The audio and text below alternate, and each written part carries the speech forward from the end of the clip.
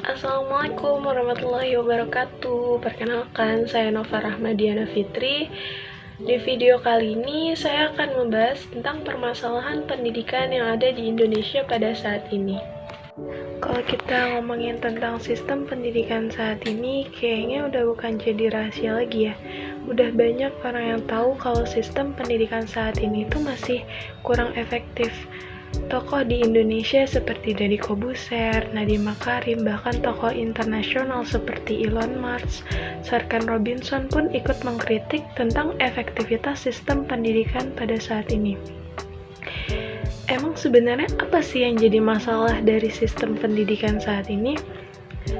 Nah, di video kali ini kita akan membahas tentang permasalahan tersebut dan saya akan memberikan perspektif tentang bagaimana sih cara mengurangi permasalahan ini?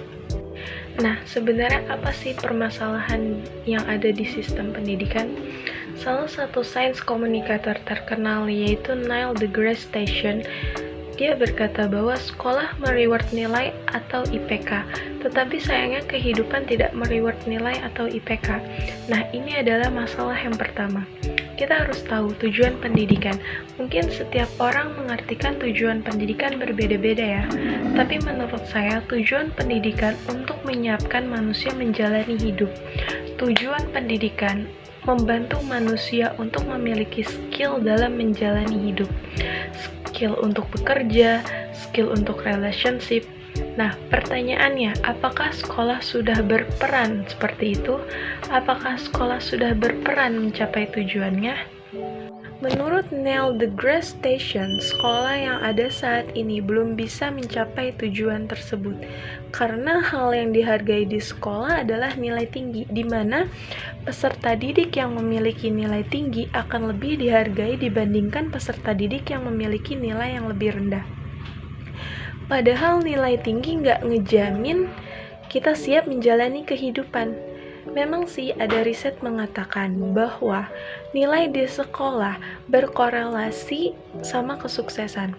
Tapi nggak bisa dipungkiri bahwa banyak orang yang nilainya rendah bisa masuk ke dalam standar sukses, bahkan sukses banget. Masalah yang kedua, kalau kata Elon Musk, sekolah itu hanya menjelaskan apa, tapi bukan kenapa. Kita memang banyak belajar mata pelajaran di sekolah, mulai dari fisika, kimia, matematika, dan lain sebagainya. Kita tahu kontennya, kita tahu apa yang kita pelajari, kita tahu apa yang diajarkan. Tapi, apakah kita tahu kenapa itu diajarkan? Apakah semua guru bisa menjelaskan kenapa itu diajarkan? Banyak dari kita yang nggak tahu kenapa sih kita harus belajar matematika, kenapa sih kita harus belajar fisika, dan ini semua udah jadi rahasia umum, ya bahwa pelajaran yang di sekolah nantinya nggak akan sepenuhnya kepake di kehidupan ataupun di dunia kerja. Masalah yang ketiga, kalau kata Serkan Robinson, sekolah itu sebenarnya membunuh kreativitas muridnya. Kenapa? Ya karena murid disuruh untuk terus-menerus melakukan hal yang sama, diajari persis hal yang sama, dan punya standar yang sama. Kapan mereka harus mulai belajar, kapan mereka harus berhenti belajar, kapan mereka akan mendapat nilai. Menurut Serkan Robinson, tipe pembelajaran seperti ini akan membuat kreativitas muridnya akan mati. Dampaknya, passion peserta didik akan menghilang, kreativitas peserta didik akan mati perlahan karena peserta didik tidak diberi ruang untuk berinovasi, mengeksplor jawaban-jawaban yang lain. Dan masalah yang terakhir, hal yang diajarkan di sekolah itu kurang relevan dengan hal yang dibutuhkan di kehidupan.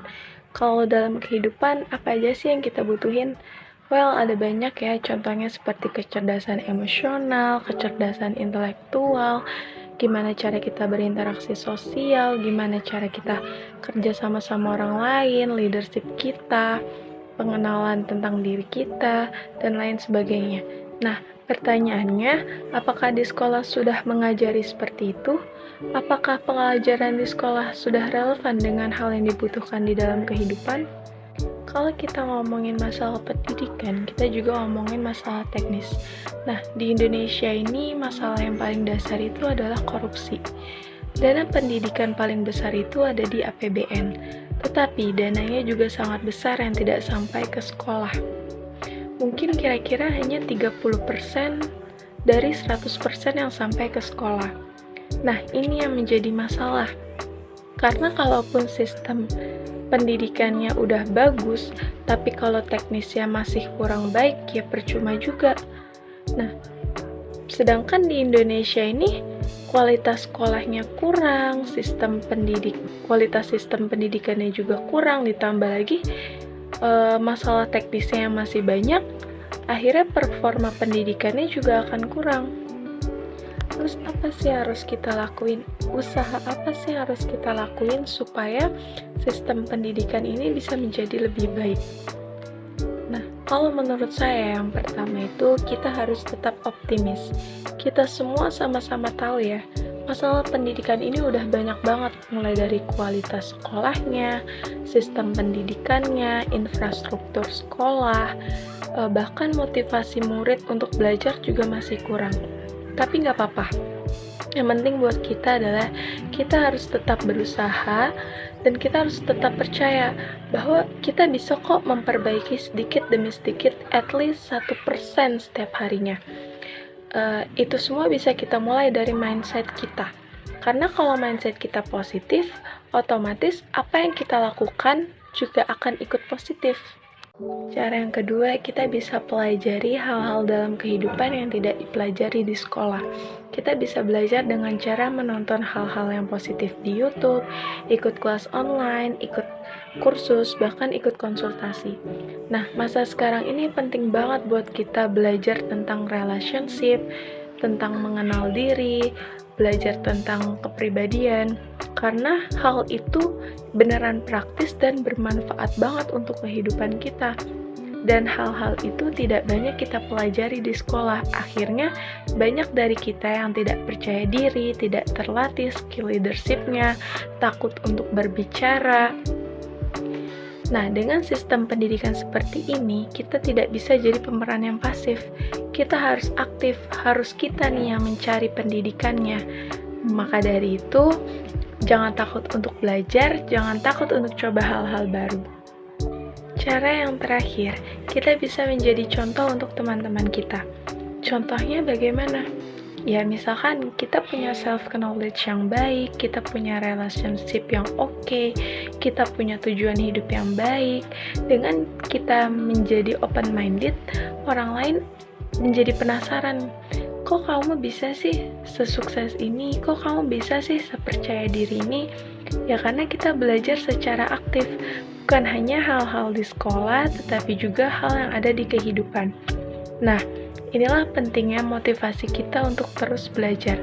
Sekali lagi, jangan pernah takut dan jangan pernah merasa lelah untuk belajar dan jangan pernah takut untuk mencoba hal-hal baru. Mungkin itu saja yang bisa saya sampaikan di video kali ini sebagai tugas akhir mata kuliah perkembangan peserta didik. Semoga bisa bermanfaat untuk diri saya sendiri dan orang lain. Kurang lebihnya mohon maaf. Wabillahi taufiq wal hidayah. Wassalamualaikum warahmatullahi wabarakatuh.